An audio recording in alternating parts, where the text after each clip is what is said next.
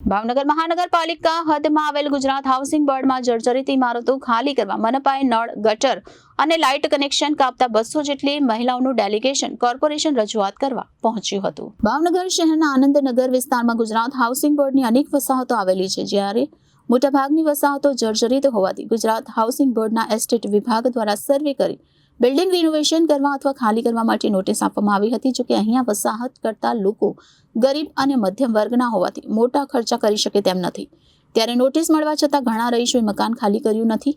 ત્યારે Gujarat housing board દ્વારા આ મકાન ખાલી કરવા માટે ભાવનગર મનપાને નળ, ગટર અને લાઇટ કનેક્શન કાપવા જણાવ્યું, જે અનુસંધાને મનપા દ્વારા કાર્યવાહી કરતા 200 જેટલી મહિલાઓનું ડેલિગેશન મનપા કમિશનરને રજૂઆત કરવા પહોંચ્યું હતું, જેમાં સમયગાળો માંગવામાં આવ્યો હતો।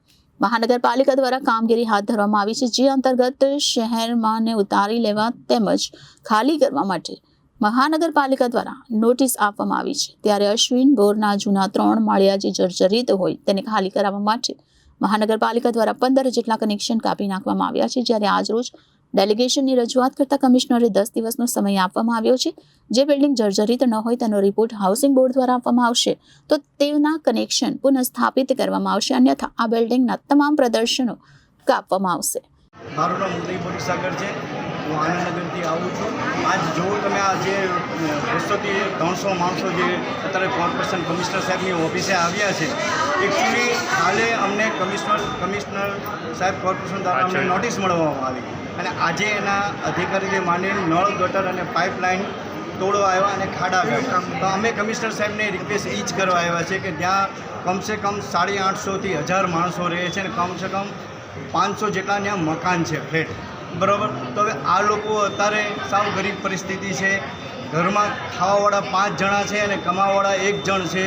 તો અત્યારે બહાર જાય તો એના ભાડા પણ 10-10 હજાર, 15-15 હજાર હોય છે। હવે આ સામાન્ય માણસો છે, હવે અત્યારે એનું માન પૂરું પડે છે અને તો અમે કમિશનર સાહેબને રિક્વેસ્ટ કરવા આવ્યા છે કે કમિશનર સાહેબ તમે કહો, તમને કાંઈક ટાઈમ આપો અથવા તમને જે જર્જરિત મકાન લાગતા હોય એને અમે લોકો રિપેરિંગ કરી નાખીએ કે એ રીતે કરીને એ લોકોને કહીએ। એટલે અમે કમિશનર સાહેબને અત્યારે 5 વાગે સમય લીધેલો છે અને કમિશનર સાહેબને અમે રિક્વેસ્ટ કરવા આવ્યા છે કે તમે અમને આ લોકોને મુદ્દત આપો કે તેમથી એ લોકોને રાહત રહે। અત્યારે કમસે કમ 800થી 1000 માણસો છે। હવે અત્યારે ભાવનગરમાં મકાન ક્યાંય ખાલી છે નહીં અને છે તો એના ભાડા બહુ મોંઘા છે, તો આ લોકોની એવી પરિસ્થિતિ નથી કે તે લોકો એટલું ભાડું ભરી શકે। એટલે અમે અત્યારે કોર્પોરેશને કમસે કમ 350-400 જણા આવ્યા છીએ અને કમિશનર સાહેબને રજૂ કરવા આવ્યા છે અને અમને વિશ્વાસ છે કે કમિશનર સાહેબ આનો પહેલાં તમારું નામ? મિત્તલબેન સંજયભાઈ શેઠ, આનંદનગરથી આવું છું, જૂના 3 માળિયા। હું આવી છું હાઉસિંગ બોર્ડના જર્જરિત મકાન માટે સાહેબ પાસે અરજી લઈને, જે અમારી અત્યારે ગટર લાઈન ને પાણી લાઈન કાપવા આવ્યા હતા એની માટે હું અરજી લઈને આવી છું। કારણ કે સાધારણ માણસને 10,000 વ્યક્તિ ઘર છોડીને અત્યારે જાય કે ચોમાસાની સિઝન છે, પ્લસ કે સર પાસે હું એટલી આ અરજી લઈને આવી છું કે અમારી જે મકાન ગટર પાણીની જે અરજી આપેલી છે એ મોકૂફ રાખે થોડોક ટાઈમ માટે, કે એની માટે અમે અમારા મકાન ગોતી શકીએ।